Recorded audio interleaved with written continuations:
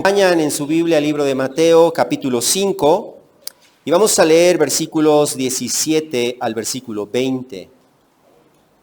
La palabra del Señor nos dice así: no piensen que he venido a poner fin a la ley o a los profetas.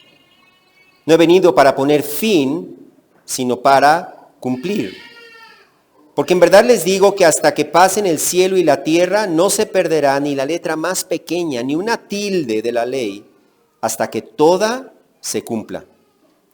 Cualquiera pues que anule uno solo de estos mandamientos, aun de los más pequeños, y así lo enseña a otros, será llamado muy pequeño en el reino de los cielos. Pero cualquiera que los guarde y los enseñe, ese será llamado grande en el reino de los cielos. Porque les digo que si su justicia no supera a la de los escribas y fariseos, no entrarán en el reino de los cielos. Padre, te damos gracias por tu palabra que tú nos permites escuchar. Gracias por la vida que tú nos das para escucharla, pero te pedimos, Señor, que nos des también ojos para ver, oídos para escuchar, para prestar atención, y un corazón para guardar, para obedecer lo que tú nos enseñas en tu palabra, Señor. Permíteme exponer este pasaje de una manera que sea clara, Señor, de una manera que sea de bendición y de una manera, Señor, que glorifique tu nombre, Señor. Te lo pedimos en el nombre de Jesús. Amén. Hemos estado estudiando el Sermón del Monte. Si tú no lo has escuchado, ya llevamos varias semanas. Te recomiendo que busques allí en nuestra página de Facebook. Ahí puedes encontrar las diferentes sesiones de el Sermón del Monte. Pero hoy estamos llegando a una nueva sección en este Sermón del Monte. Ya hemos estudiado la primera sección en donde nos habla de las bienaventuranzas, un pasaje conocido, escuchado varias veces. Las bienaventuranzas, las cuales nos describen las cualidades espirituales, no de aquellos que necesitan, no las cualidades espirituales que se necesitan para entrar en el reino de los cielos, sino las cualidades espirituales de aquellos que han entrado en el reino de los cielos. Las cualidades espirituales que produce el Espíritu Santo en cada persona que viene a la fe en Jesucristo. Hemos dicho en muchas ocasiones que cuando nosotros venimos a Cristo, nosotros nacemos de nuevo a fin de poder creer en Cristo. Y ese nuevo nacimiento trae una transformación en nuestro ser. Y esa transformación en nuestro ser necesariamente va a producir algo que es visible. Y ese algo que produce el Espíritu Santo al hacer nacer de nuevo a un pecador son precisamente estas cualidades. 8 cualidades que nosotros hemos visto en capítulo 5, versículos 1 al 12. De manera que gracias a ese nuevo nacimiento, el cristiano es pobre en espíritu, número 1. Y ya hemos hablado de eso. El cristiano llora por sus pecados. El cristiano es humilde delante de Dios. Número 4, el cristiano tiene hambre y sed de justicia. Número 5, el cristiano es misericordioso. El cristiano tiene un corazón sincero para con Dios. El cristiano procura la paz. Y finalmente el cristiano es atacado a menudo por el mundo a causa de su obediencia, su fidelidad y su compromiso con Cristo. Más tarde, el Señor nos ha mostrado que aún a pesar de que esas 8 características del cristiano no van a ser características que nos van a hacer populares con la gente del mundo, sino que van a traer persecución y etcétera. Sin embargo, cada una de estas características son las que hacen al creyente verdaderamente dichoso. 8 veces el Señor ha usado la palabra bienaventurados, dichosos, bendecidos, favorecidos por Él. Así que entonces la verdadera dicha, la verdadera bendición, el verdadero favor de Dios se encuentra sobre aquellos que han entrado en su reino y que muestran en consecuencia estas 8 cualidades. Luego, en la segunda sección del Sermón del Monte, en capítulo 5, versículos 13 al 16, el Señor nos ha mostrado que como resultado de estas cualidades que son visibles, no existe un cristianismo secreto, no existe un cristianismo que no se note en nuestra manera de pensar, en nuestra manera de hablar, en nuestra manera de vivir, en nuestra manera de comportarnos. La gente del mundo verá si efectivamente somos creyentes o no, porque Jesús nos enseña allí en capítulo 5, versículos 13 al 16, que nosotros los creyentes, los cristianos genuinos, somos la sal de la tierra y somos la luz del mundo. Y eso significa entonces que un cristiano que vive como lo que es, como un cristiano, necesariamente va a reflejar ese carácter de Cristo a las personas que están a su alrededor. Y a través de su manera de pensar, de vivir, de hablar, de comportarse, de vestir, va a tener una influencia en el mundo. De tal manera que, así como la sal previene la descomposición, la putrefacción, de esa misma manera, los cristianos genuinos, a través de su manera de vivir distinta al mundo, va a tener ese efecto de limitar o de retrasar la descomposición de aquellos que están a su alrededor. Pero no solamente eso, sino que los cristianos somos luz del mundo. No tenemos luz propia, no somos seres de luz. Simple y sencillamente, si vivimos conforme a lo que Dios nos enseña en su palabra, vamos a mostrar a través de nuestras buenas acciones la luz de Cristo, la gloria de Cristo a través de nuestra manera de vivir. Y a través de nuestra manera de hablar, al comunicar a otros el mensaje del Evangelio, seremos como esa luz que ilumina los ojos, que ilumina la mente, que ilumina el corazón, de tal manera que aquellos que Dios ha escogido salvar puedan venir a conocer la verdad que les hará libres. Y ahora, comenzando allí en versículo 17 y hasta el versículo 20, llegamos a la parte, quizá la parte que es considerada por muchos eruditos como la parte más difícil del Sermón del Monte. La parte más difícil de interpretar, y aquí el Señor nos enseña la relación que hay entre sus enseñanzas y su ministerio con el Antiguo Testamento. ¿Cuál es la relación de Cristo, de su ministerio y de sus enseñanzas con el Antiguo Testamento? Y por medio de esta enseñanza, entonces, Jesús nos muestra cuál es nuestra relación como seguidores suyos, cuál es nuestra relación con el Antiguo Testamento y cuál es la función que tiene el Antiguo Testamento en la vida cristiana. Ahora bien, es necesario saber que hay cristianos que piensan que Jesús le puso fin a la ley de Moisés. Que Jesús le puso fin a la ley de Moisés de tal manera que ya ha sido cancelada, anulada. Y que por lo tanto nosotros los cristianos no tiene nada que ver con nosotros, que no tiene ninguna función para la vida cristiana. Por lo tanto nosotros los cristianos ya no tenemos que obedecer la ley de Moisés. Ahora bien, hay otros cristianos que se van al otro extremo afirmando que la ley de Moisés sigue estando vigente hoy en día, de tal manera que los cristianos seguimos teniendo la responsabilidad de obedecer y de guardar los mandamientos de la ley de Moisés.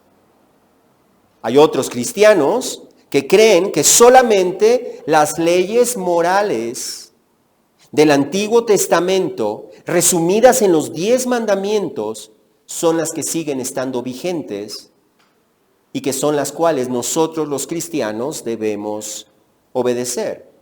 Porque las leyes civiles del Antiguo Testamento y las leyes ceremoniales del Antiguo Testamento no aplican para nosotros los cristianos hoy en día.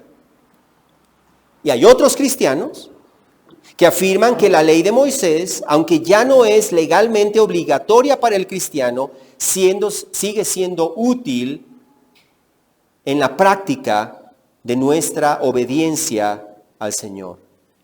La pregunta es, ¿cuál de todas esas opciones es bíblicamente correcta? Y Jesús nos enseña eso en este pasaje. Y lo primero que hace Jesús es mostrarnos lo que Él no vino a hacer, para luego enseñarnos lo que Él sí vino a hacer en relación con el Antiguo Testamento. ¿Qué es lo que Jesús no vino a hacer? Acompáñame al versículo 17. Dice, no piensen que he venido para poner fin a la ley o a los profetas. No he venido para poner fin, sino para cumplir. Observa en ese versículo ese contraste que Jesús hace entre lo que no vino a hacer y lo que sí vino a hacer. Y Él comienza señalando allí en versículo 17, no piensen que. Cuando Jesús dice no piensen que, es posible que Él estuviera corrigiendo una idea que ya existía en ese momento acerca de su función y su relación con el Antiguo Testamento. Eso es posible. Pero es más probable que lo que Él estaba haciendo, puesto que Jesús está comenzando su ministerio, es posible que más bien Jesús está tratando de prevenir una idea equivocada acerca de su ministerio, acerca de su enseñanza en relación con el Antiguo Testamento. Sea cual sea de estas dos cosas que Él está corrigiendo o que Él está previniendo un problema, sea cual sea, Él nos dice a qué no ha venido. Y nos dice ahí en la segunda parte del versículo 17. Él niega rotundamente que Él hubiera venido para poner fin a la ley o a los profetas. Él dice, no he venido. No piensen que he venido para poner fin a la ley o a los profetas. Ahora bien, ese verbo poner fin nos habla de destruir. Literalmente ese verbo griego nos habla de destruir, de echar por tierra, de demoler, de anular, de dejar sin efecto. En este caso, la ley y los profetas. ¿Pero qué quiere decir Jesús con la ley y los profetas? Cuando Jesús habla de la ley y los profetas se estaba refiriendo a la Biblia hebrea, es decir, a nuestro Antiguo Testamento. ¿Cómo sabemos eso? Porque el Espíritu Santo se refiere a todo el Antiguo Testamento una y otra vez como la ley y los profetas. Así lo vemos en todas las veces que se usa esa frase, la ley y los profetas, en el Nuevo Testamento. Todas las veces que se usa esta expresión, la ley y los profetas, hace referencia a todo el Antiguo Testamento. Un claro ejemplo de eso es en Lucas 24, versículo 27. En Lucas 24, 27 dice Jesús que comenzando, dice allí que Jesús, comenzando por Moisés y continuando por los profetas, con todos los profetas, les explicó a sus discípulos lo referente a Él en todas las Escrituras.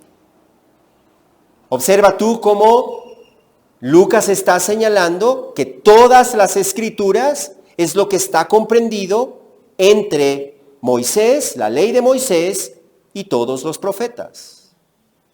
Esa era la manera en que los judíos se referían a lo que nosotros conocemos como Antiguo Testamento, lo que ellos conocen como su Biblia hebrea. Ahora bien, hay una distinción clara entre lo que es la ley y los profetas, eso lo sabemos. La ley, también conocida como el Pentateuco, son los primeros 5 libros de la Biblia. Eso es la ley. En tanto que los profetas es el resto, de acuerdo a la manera en que los judíos nombran al Antiguo Testamento, la ley y los profetas. La ley son los primeros 5 libros. Los profetas son el resto, es decir, los 34 libros restantes del Antiguo Testamento. Esa es la ley y los profetas. Así que entonces es nuestro Antiguo Testamento y Jesús señala que Él no vino a cancelar, Él no vino a deshacer, Él no vino a anular o dejar sin efecto ni la ley ni los profetas. Entonces, ¿a qué vino Jesús? Dice ahí enseguida, Él vino a cumplir. Observemos cómo dice sino. Dice, no piensen que he venido para abolir o para poner fin o para destruir, anular la ley o los profetas. No he venido para poner fin, sino para cumplir. Observemos que al usar esa palabra sino, Él está haciendo un contraste entre lo que no vino a hacer con la ley y los profetas y lo que sí vino a hacer con la ley y los profetas. No vino a anular, no vino a cancelar, no vino a abolir, vino a ¿qué? A cumplir. A cumplir. Pero ¿qué quiso decir con la palabra cumplir? ¿En qué sentido es que Jesús vino a cumplir la ley y los profetas? A lo largo de la historia se han interpretado este verbo en especial de diferentes maneras. Una de esas maneras es para decir que cumplir quiere decir obedecer. Hay cristianos entonces que dicen que Jesús cumplió la ley, obedeciendo la ley, obedeciendo todos sus mandamientos, todos los mandamientos de la ley de una manera perfecta, y llevando a cabo, llevando a su realización lo que dijeron, lo que anunciaron los profetas del Antiguo Testamento. Pero de entrada hay un problema con esta manera de entender esa palabra cumplir, porque le da a una misma palabra dos significados diferentes. Uno para la ley, que significa obedecer, vino a obedecer la ley, pero por otro lado la misma palabra cumplir quiere decir que Él vino a llevar a cabo lo que anunciaron los profetas del Antiguo Testamento. Dos significados para una misma palabra, pero el problema es que ese verbo cumplir no significa obedecer. La Biblia no utiliza ese verbo cumplir que Jesús utiliza allí, que es el verbo griego plero, para obedecer. Ese verbo se usa 90 veces en el Nuevo Testamento. Y de esas 90 veces no se usa con el significado de obedecer. Significa llenar hasta el tope. Eso es lo que significa ese verbo. Llenar hasta el tope, completar, dar cumplimiento. Pero no significa obedecer. Segunda opción. Hay quienes piensan que ese verbo nos habla de enseñar el verdadero significado. Dicen, Jesús cumplió la ley y los profetas en el sentido de que Él vino a enseñar el verdadero significado que tenía la ley de Dios. De tal manera que en este pasaje Jesús va a corregir las enseñanzas equivocadas de los líderes judíos que habían distorsionado el significado original que Dios tenía para con su ley. Es cierto que Jesús corrigió las enseñanzas distorsionadas de los líderes religiosos, pero esa no es la pregunta. La pregunta es si eso significa ese verbo cumplir. Y no es lo que significa. Ese verbo, volvemos a repetir, significa dar el verdadero. No significa dar el verdadero significado, significa llenar hasta el tope. Significa llevar a su realización, completar. Y eso nos trae entonces a interpretar este versículo de acuerdo, en primer lugar, al significado de esa palabra. Si queremos saber qué es lo que Jesús quiso decir, no debemos preguntarnos, bueno, para mí significa, es que no importa qué significa para ti. Porque la Biblia tiene un significado y es el que está descrito en sus palabras. Y nuestra responsabilidad es buscar cuál es ese significado y someternos a ese significado, porque ese es su significado. ¿Cuál es entonces, si nosotros entendemos que ese verbo cumplir significa llenar hasta el tope, como ya hemos dicho, significa dar cumplimiento, significa traer algo a su plena realización? Entonces, tenemos enseguida que ver cómo se usa ese verbo en otras partes, empezando por Mateo, y cómo se usa en otras partes del Nuevo Testamento. Pues ese verbo cumplir, que aparece 16 veces, dijimos que aparece 90 veces en el Nuevo Testamento, de esas 90 veces, 16 aparecen en el Evangelio de Mateo. Es una frase favorita de Mateo, ese verbo cumplir. Y de esas 16 veces, la gran mayoría, 11 de hecho, la gran mayoría de las veces se usa para referirse a un evento que sucedió, escúchame, un evento que sucedió tal como había sido anunciado.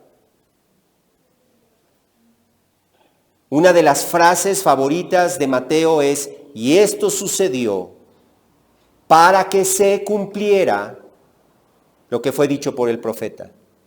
Pues ese verbo cumpliera es este verbo. Y cada una de esas veces que nosotros lo vemos en Mateo, está hablando de llevar a cabo algo que había sido anunciado.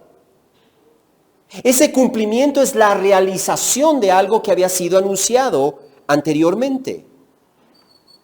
Por ejemplo, en Mateo 1:22 dice, todo esto sucedió para que se cumpliera lo que el Señor había hablado por medio del profeta. Y enseguida cita las palabras del profeta del Antiguo Testamento que Jesús cumplió, que Jesús llevó a su realización. Observa entonces cómo ese verbo cumplir habla de algo que sucedió, que pasó tal como había sido anunciado. Y lo mismo ocurre en el resto de esas 11 veces de 16 que aparece ese verbo cumplir en Mateo. Así que entonces su sentido original, el sentido de la palabra, el sentido del uso de esa palabra por Mateo, nos lleva a entender que cumplir es llevar a su realización, hacer que suceda, hacer que pase. De tal manera que cuando Jesús dijo que Él vino para cumplir la ley y los profetas, lo que estaba diciendo es que Él vino para llevar a cabo, para hacer que sucediera, para dar cumplimiento a lo que la ley y los profetas habían anunciado. No está hablando entonces de obedecer los mandamientos de la ley de Dios, no está hablando de darle su verdadero significado, más bien está hablando de hacer que se cumplieran. Lo que la ley y los profetas anunciaron. Uno puede entender sin ningún problema que los profetas anunciaron muchas cosas acerca de Jesús, ¿no es cierto? Su nacimiento en Belén, su sufrimiento, su rechazo por su pueblo y un montón de profecías del Antiguo Testamento que se cumplieron literalmente en Jesús, y eso no nos cuesta trabajo. Pero ¿cómo entendemos la ley, la función profética de la ley? Porque la ley no solamente son mandamientos. La ley también tenía una función profética. Y Jesús mismo dijo en Mateo 11, versículo 13, Él dijo que todos los profetas, escucha, todos los profetas y la ley profetizaron. Eso dijo Jesús. Entonces, no solamente los profetas anunciaron algo acerca de Jesús hacia el futuro, la ley también tenía esa función. Y claramente Jesús lo señala allí en Mateo 11, versículo 13. Todos los profetas y la ley profetizaron. Pero ¿cómo la ley profetizó acerca de Jesús? Desde el libro de Génesis nosotros vemos en capítulo 3, versículo 15. Uno de los 5 libros de la ley del Pentateuco anunciaba desde el libro de Génesis, después de la caída de Adán y Eva, anunciaban la llegada, la venida de aquel que vendría a aplastar la cabeza de Satanás. Allí está anunciando hacia el futuro a la venida del Mesías. No solamente Génesis 3, también Génesis 49. En Génesis 49 tenemos a Jacob despidiéndose de sus hijos y él da un mensaje profético acerca de sus hijos. Y allí en capítulo 49, versículo 10, Jacob, o el Señor a través de Jacob, promete que el rey vendría de la descendencia de Judá.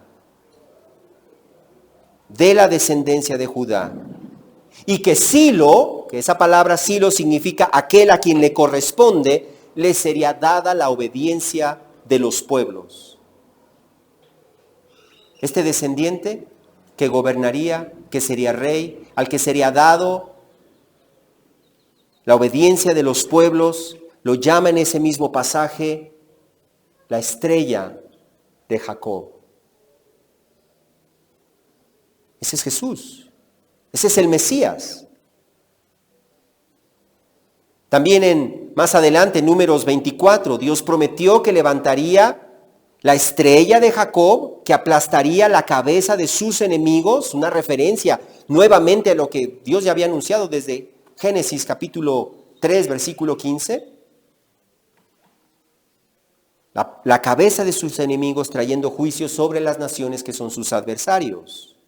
Así que entonces la ley tiene una función profética, anunciando cosas acerca del Mesías que vendría. Pero no solamente a través de palabras proféticas en sí mismas, sino también a través de la ley misma, a través de las leyes. Nosotros tenemos las leyes ceremoniales, los sacrificios del Antiguo Testamento, que eran una sombra, nos dice el libro de Hebreos, eran una sombra que apuntaban hacia Jesús, hacia el Mesías, de cómo Él sería el verdadero Cordero de Dios que quita el pecado del mundo en lugar de sacrificios de animales. En tercer lugar, la ley anuncia a Cristo por medio del tabernáculo.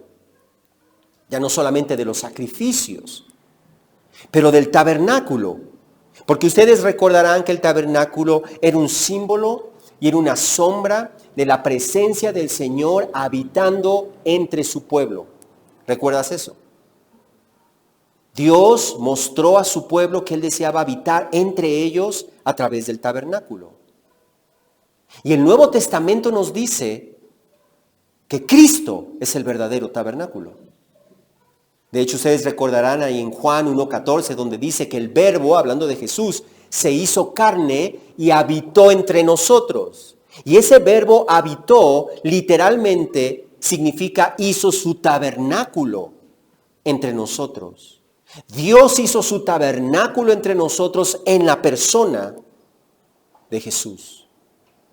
Y es por eso que señala ahí mismo que nosotros hemos visto su gloria, gloria como del unigénito del Padre, lleno de gracia y de verdad. Es por eso que Jesús dijo más adelante que destruyeran el templo y que en 3 días lo levantaría, y luego aclara allí refiriéndose al templo de su cuerpo.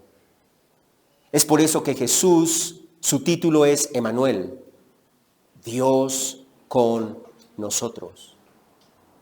De tal manera que el tabernáculo es solamente una sombra que apunta hacia Jesucristo, en donde en Él habita corporalmente toda la plenitud de la deidad, nos dicen Colosenses. Él habitó entre nosotros. Así que entonces Jesús cumplió la ley. No está hablando de que obedeció la ley, sabemos que obedeció la ley, pero ese no es el punto del pasaje. Él cumplió la ley, Él cumplió los profetas, llevando a cabo, realizando, haciendo que sucediera todo lo que se anunció en la ley y en el Pentateuco. Hemos analizado entonces qué significa en sí la palabra y a dónde nos apunta. Hemos analizado cómo se usa esa palabra, cumplió en el resto del Evangelio de Mateo. Pero siempre hemos dicho que para interpretar un pasaje, el contexto es rey. ¿Sí? El contexto es rey. Entonces tenemos que ir a su contexto, y el contexto de ese pasaje está en versículo 18. No piensen que he venido para poner fin a la ley de los profetas, no he venido para poner fin, sino para cumplir. ¿Por qué? Notemos cómo el versículo 18, al usar la palabra porque, significa que Él va a explicar algo. Él nos va a explicar entonces en el versículo 18 qué quiso decir en el versículo 17. ¿Qué quiso decir Jesús explica, porque en verdad les digo que hasta que pasen el cielo y la tierra, no se perderá ni la letra más pequeña, ni una tilde de la ley, hasta que toda se cumpla. Observa allí en versículo 18 cómo Jesús vuelve a decir, a enfatizar de otra manera, lo mismo que ya nos ha dicho en versículo 17. En primer lugar, lo que no vino a hacer. Él no vino a cancelar la ley.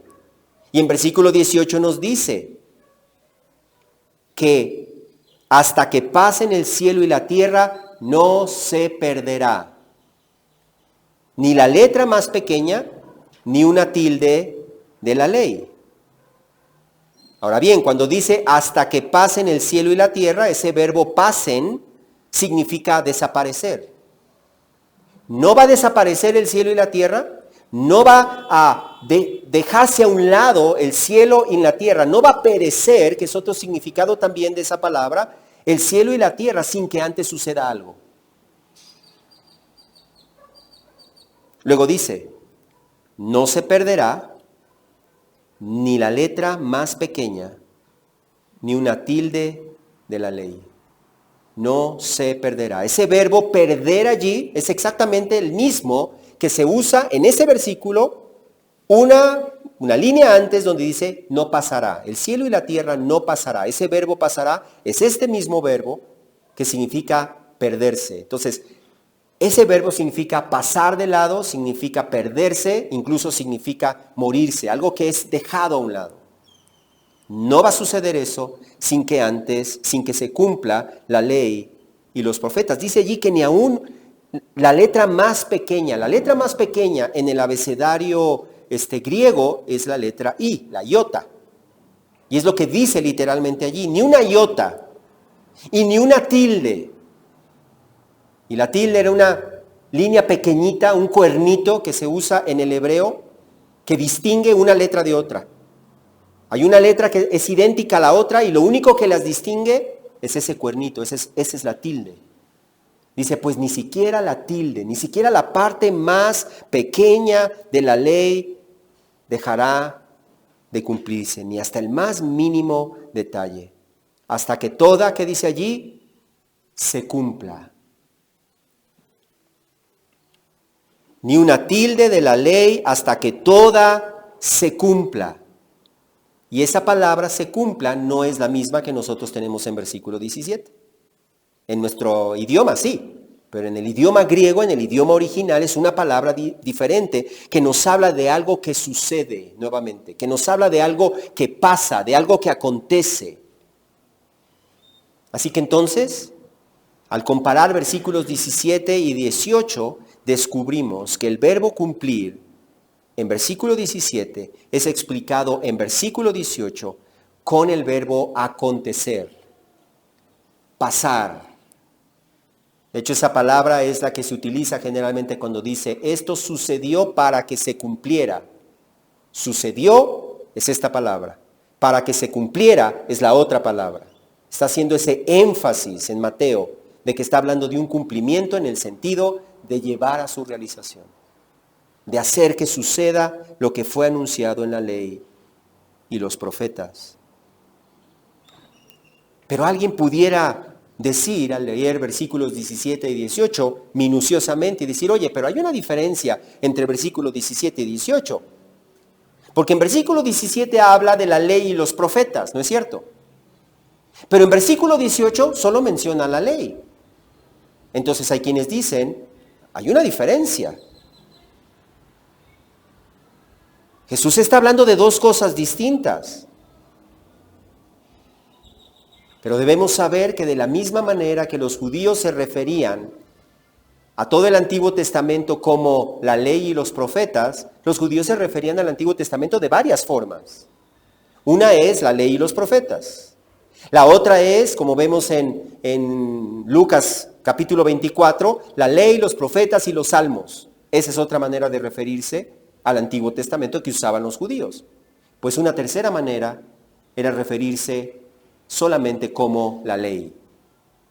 La ley era una forma en que los judíos se referían a la totalidad del Antiguo Testamento o la Biblia hebrea. Ahora bien, ¿cómo sabemos eso? ¿Cómo sabemos que no me lo estoy sacando de la manga? Porque nosotros vamos, por ejemplo, en Romanos capítulo 3, tú recordarás ese pasaje muy claro, no hay justo ni aun uno, y todo ese pasaje, versículos 10 al versículo, creo que es al versículo 17 o 18, está citando los salmos. Todo ese pasaje es una cita de los salmos, por eso en la Biblia de las Américas o en la Nueva Biblia de las Américas aparecen mayúsculas, está citando los salmos e inmediatamente al terminar de citar esos salmos, añade en versículo 19 el apóstol Pablo, sabemos que cuanto dice la ley, lo dice a los que están bajo la ley. Oye, pero ¿cómo la ley? Si no citó nada del Pentateuco en versículos 10 al 18, está citando los salmos.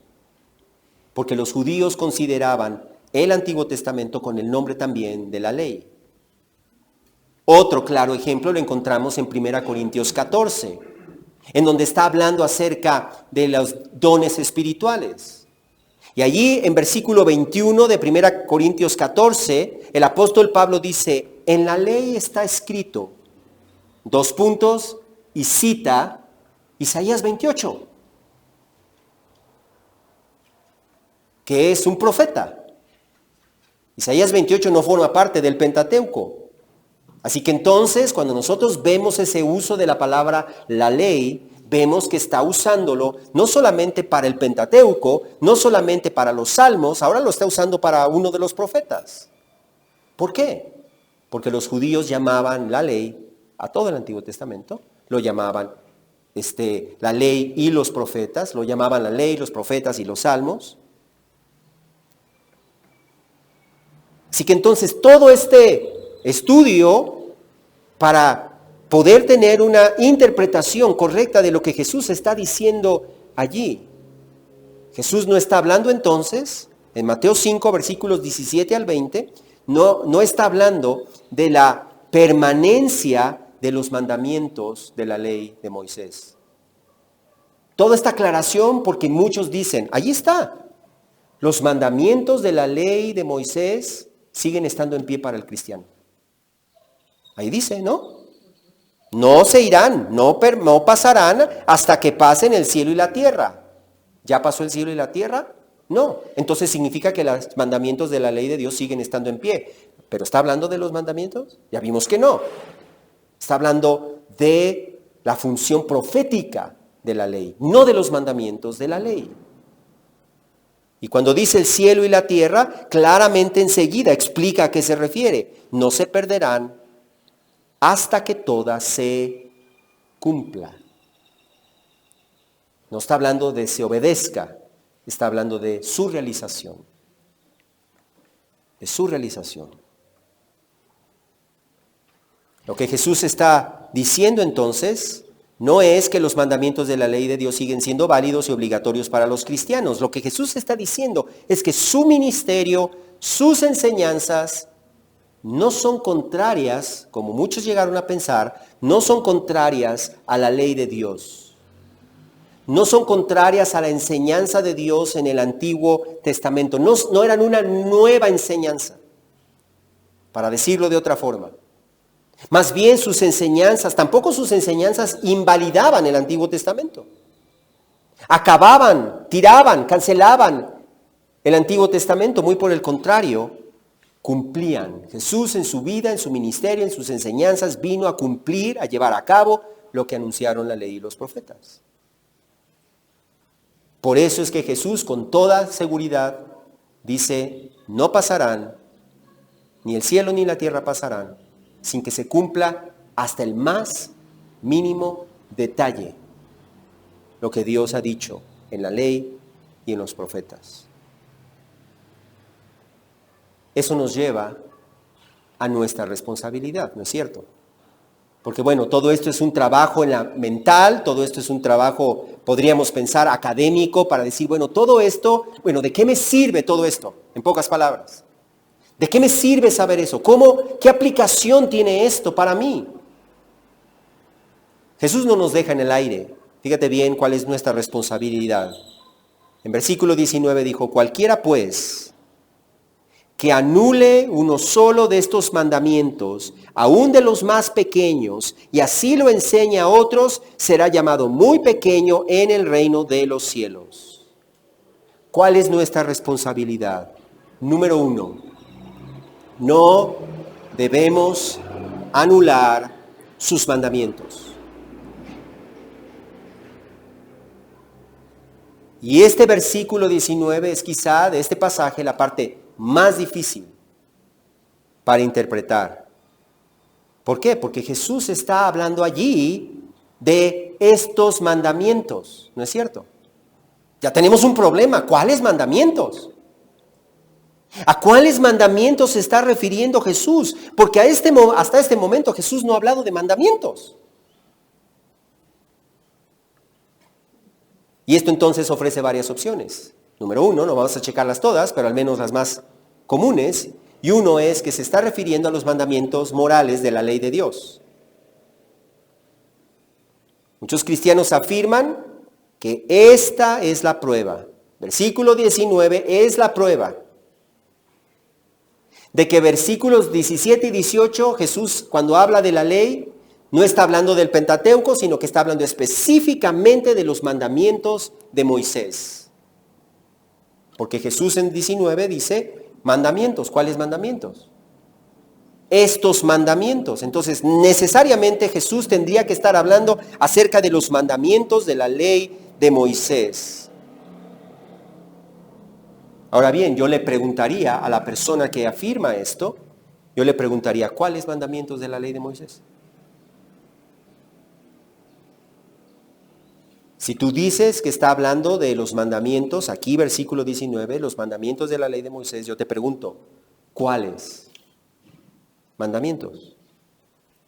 ¿Todos? ¿Todos los mandamientos de la ley de Moisés, incluyendo la circuncisión? ¿Incluyendo los que tienen que ver con sacrificios de animales? ¿Con animales puros e impuros? ¿Con la manera de vestir? A lo cual seguramente ellos responderían, bueno, no todos los mandamientos, solamente los mandamientos de la ley moral de Dios resumidos en los 10 mandamientos, ya que la ley ceremonial fue cumplida en Cristo y la ley civil era solamente para el pueblo de Israel. Pero yo diría que esa respuesta tiene varios problemas. En primer lugar, el principal problema es que la Biblia no hace distinción entre la ley moral, la ley civil y la ley ceremonial. Esa división tú no la encuentras en ningún lado del Antiguo Testamento. Esa división tú no la encuentras en ningún lado de las enseñanzas de Jesús. Esa división tú no la encuentras en ningún lado de las enseñanzas del Nuevo Testamento. Esa división fue creada por teólogos para crear una distinción entre aspectos morales de la ley de Dios, entre aspectos ceremoniales de la ley de Dios, entre aspectos civiles de la ley de Dios. Y sí existen aspectos civiles, ceremoniales y morales de la ley de Dios, pero no existe en la ley, ni en el Antiguo Testamento, ni en el Nuevo Testamento, una división de los mandamientos de Dios en esas 3 leyes. Porque de hecho hay mandamientos que se sobreponen. Es más, yo le diría a la persona que dice, bueno, solamente los mandamientos morales resumidos en los 10 mandamientos. Ok, nada más que tienes un problema. Está el mandamiento de guardar el Sabbat. ¿Qué haces con ese? Eso significaría entonces que los cristianos estamos obligados a guardar el Sabbat como lo hacían los judíos. Ah, no, bueno, es que ese no. Entonces ya tú vas a escoger cuáles sí y cuáles no. Y tú vas a decidir cuáles son morales, cuáles son ceremoniales, cuáles son civiles. Cuando Dios no lo hace. De hecho, la Biblia se refiere a la ley como una unidad. Como una unidad. De tal manera que un conocido erudito que se llama Gordon Wenham, que es un erudito en el libro de Levítico, él mismo dice que esta división de la ley en moral, ceremonial y civil, dice, es una división arbitraria y artificial. No va por ahí. Por otro lado, Jesús dejó claro, si efectivamente Jesús estaba diciendo allí, estaba refiriéndose a los mandamientos de la ley de Moisés, entonces fíjate cómo no da lugar a que eches ninguno fuera, porque dice ni siquiera la tilde ni la letra más pequeña, todas tienes que obedecerlas entonces. Entonces prueba demasiado para aquellos que piensan que Jesús está hablando allí de los mandamientos de la ley de Dios. Eso significaría entonces, los mandamientos, dice Jesús, aún de los más pequeños. Eso incluiría entonces el día de reposo, circuncisión, leyes alimentarias, leyes de vestimenta, leyes civiles, todas esas serían obligatorias para el cristiano. Pero eso claramente contradice lo que enseña el resto del Nuevo Testamento, ¿no es cierto? El Nuevo Testamento claramente nos enseña que los cristianos ya no tenemos que guardar el sábado, que los cristianos ya no tenemos que circuncidarnos, que los cristianos ya no tenemos que guardar las leyes alimentarias del Antiguo Testamento, que los cristianos ya no tenemos que guardar las leyes de vestimenta del Antiguo Testamento, en las cuales ni siquiera podías mezclar dos tipos diferentes de materiales.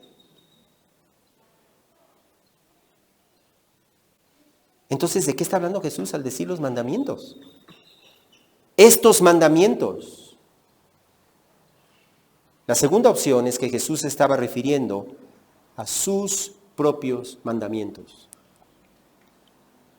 Sus propios mandamientos ejemplificados en el resto del Sermón del Monte. Simplemente a partir del versículo 21 dice, ustedes han oído que se dijo, cita la ley, y lo dice, pero yo les digo. Ustedes han oído que se dijo, pero yo les digo. Otro mandamiento, pero yo les digo. Número 3, ustedes han oído que se dijo, cita la ley, un mandamiento de la ley, y luego dice, pero yo les digo. Sí, así que entonces Jesús no iba a contradecir los mandamientos de la ley de Dios, porque jamás lo vemos contradiciendo los mandamientos de la ley de Dios. Jesús iba a ampliar esos mandamientos de la ley. Pero Él deja claro que sus mandamientos no se oponen, no contradicen la ley de Dios, sino más bien los llevan más allá, más profundamente, aún hasta el corazón, hasta los pensamientos, hasta las intenciones. Así que entonces, la ley de Cristo no anula la ley de Moisés. La ley de Cristo no anula la ley de Dios. Antes bien, la ley de Cristo es la ley del nuevo pacto, prometida en la ley y en los profetas, dándole continuidad a la ley de Dios para su pueblo. Así que entonces la ley de Cristo no anula la ley de Dios, más bien es la continuación. Y que Jesús está hablando de sus propias enseñanzas como los mandamientos que los cristianos debemos obedecer y poner en práctica. Es claro, pues Jesús mismo dice al final del Sermón del Monte, volvemos al contexto, al final en versículos 24 y 25 del capítulo 7 dice, cualquiera que oye estas palabras mías y las hace, será semejante a aquel que construyó su casa sobre la roca. Y luego añade, y cualquiera que oye estas palabras mías y no las obedece, no las hace, entonces será como el necio que construyó su casa sobre la arena y todo se derrumbó.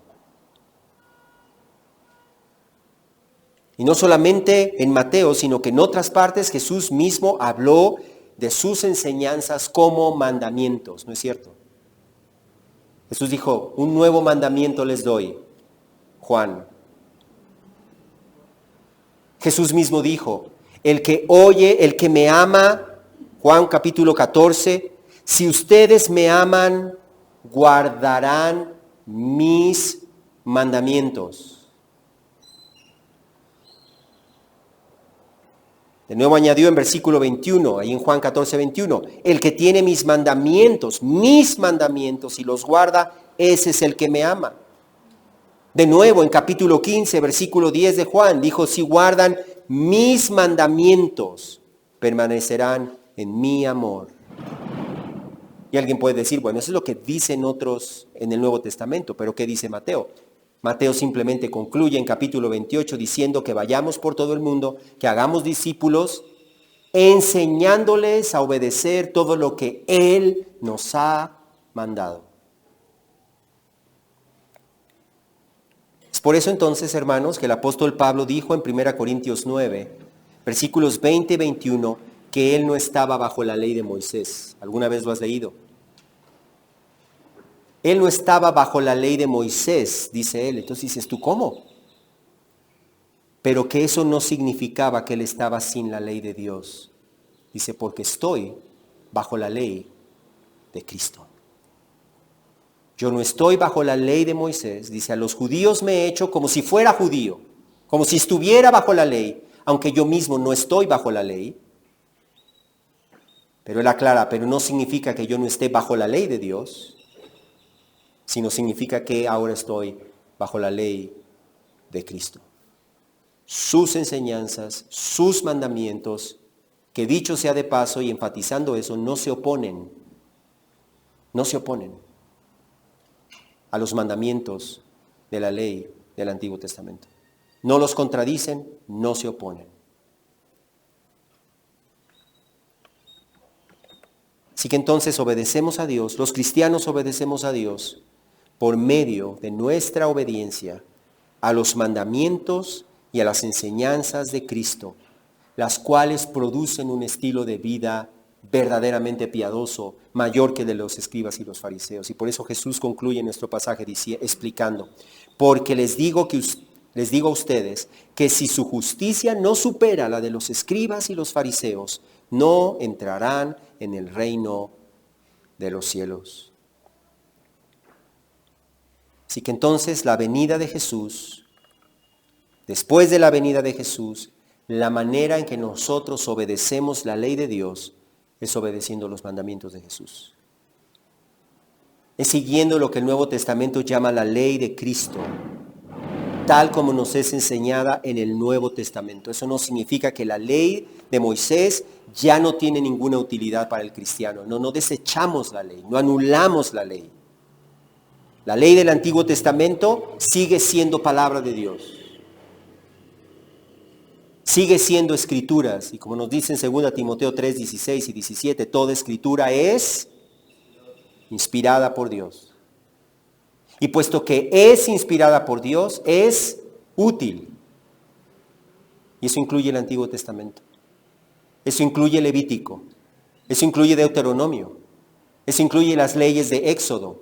Siguen siendo útiles para enseñar, para redarguir, para corregir, para instruir en justicia, a fin de que el hombre de Dios sea perfecto, enteramente capacitado para toda buena obra. Pero ¿cómo las aplicamos? Esa es la pregunta. Y las aplicamos filtrándolas a través de las enseñanzas del Nuevo Testamento. No las interpretamos en base al Nuevo Testamento. Eso es diferente. Las interpretamos en su propio contexto.